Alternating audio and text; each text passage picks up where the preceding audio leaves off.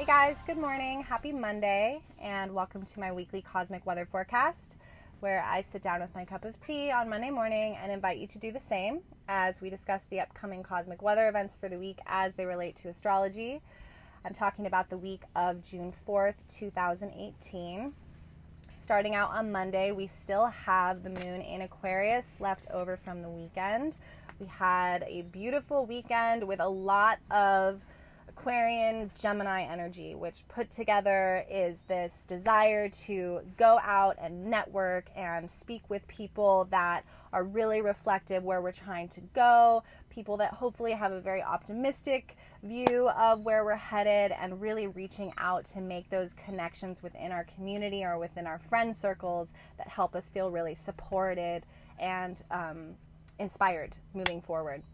So Tuesday we'll have the moon go into Pisces, and it's going to form some interesting aspects midweek. So I'm making my slogan for midweek, don't trip, and I mean that figuratively and literally. If you're the type of person that's a little bit of a cosmonaut like myself and you like to traverse the astral realms with the assistance of plant medicines or through meditation, I would say have some caution midweek. When we have Pisces and Gemini making strong squares to one another, there can be some mental confusion. On the most negative aspect of the spectrum, when we have these two archetypes working together, this is hysteria, schizophrenia, confusion about reality.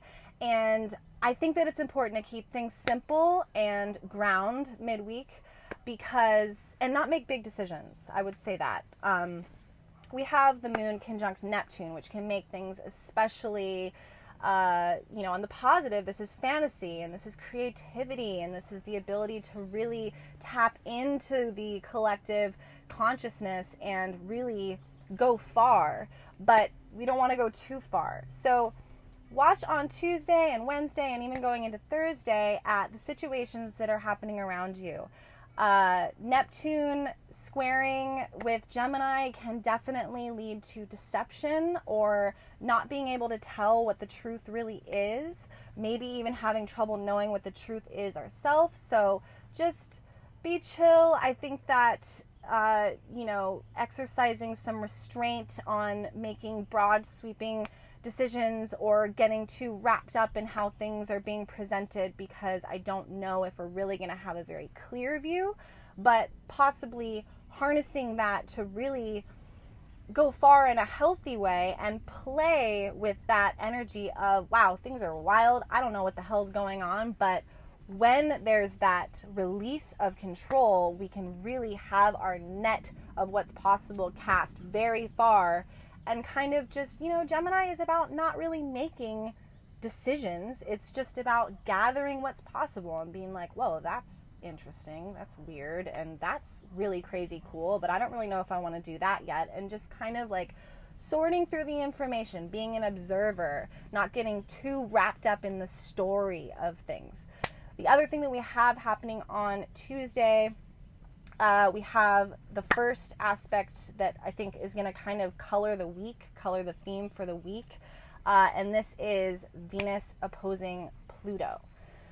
So with Venus still in Cancer, which, as we've discussed in the previous videos, is about having our security needs met and really gravitating towards the things that make us feel safe and wanting to organize our existence so that we feel that sense of safety.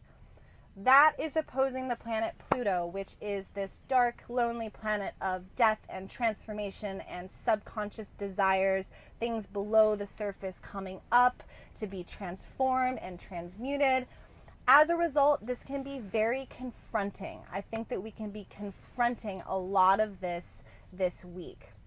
So I think that the really beautiful thing about Venus in Cancer and Cancer in general is that by confronting our insecurities, we can learn how to generate that sense of safety within the core of our being, ourselves, and not relying on other people or other situations to bring us that sense of safety. Essentially soothing our own inner child and learning how to do so from a very mature place, which is that opposition, Capricorn, which is the adult. And, Capricorn doesn't need anyone to coddle. It's very strong within itself. So really, when these situations come up, and I'm not saying that they might, many of them are very frightening, because this is our fears showing us where we still need to do work and the places where we're still relying on other people or relying on things externally to make us feel safe. So yes, it can be confronting, but if we go towards this or these situations with that intention, and once again, not getting too wrapped up in the story or this particular relationship or this particular job or this particular living situation, but rather becoming the observer of our own grand story as it plays out, and recognizing that we've suffered many losses before. If you're watching this video, it didn't kill you. You made it. We've suffered many losses, and the ones that we allowed to become too rooted within our being and allow them to grow into insecurities and fester are really the ones that are holding us back. Whereas we can decide to not take that on and find that security once and for all within ourselves and have that be our anchor and be very, very stable. Then moving forward, we're entering relationships simply because we want to. I'm with this person because they're encouraging me to grow, and I have this karmic connection with this person, and I want to. I also could not. I could also go down this direction, rather than, I'm too afraid to leave this person because I'm afraid of being by myself, so I'm just going to deal with the abuse, or I'm going to deal with the power plays, or I'm going to deal with how they restrict my freedom, or how they only reflect back to me my negative traits, and just further that wellspring of insecurity that all of us have, by the way. So I think that's, for me, the core theme of this week is soothing the inner child by confronting whatever comes up that is reflecting the gaps in our inner security. So yes, midweek, don't trip, stay grounded, non-reactive, look at the diversity of things coming at us. Thursday, the moon will go into Aries, and then Friday, it will square Saturn. And then Saturday, it will square that Venus-Pluto opposition that I'm talking about. So with the moon in Aries is about me. It's about, what do I want? What do I need? Looking out for myself and what's best for me. And forming squares to that Venus-Pluto opposition. Forming squares to what is coming up that's affecting me, that is showing me the places where I'm still insecure. If you're standing in a place of total self-love, complete self-love, it is extremely hard for anyone or anything to shake that, because we know that we're worth it, and we know that we're worth the best, and so it's easier to not engage in things that are less than that. So I think that this is a really empowering week, although things might come up, if we go towards it with that intention.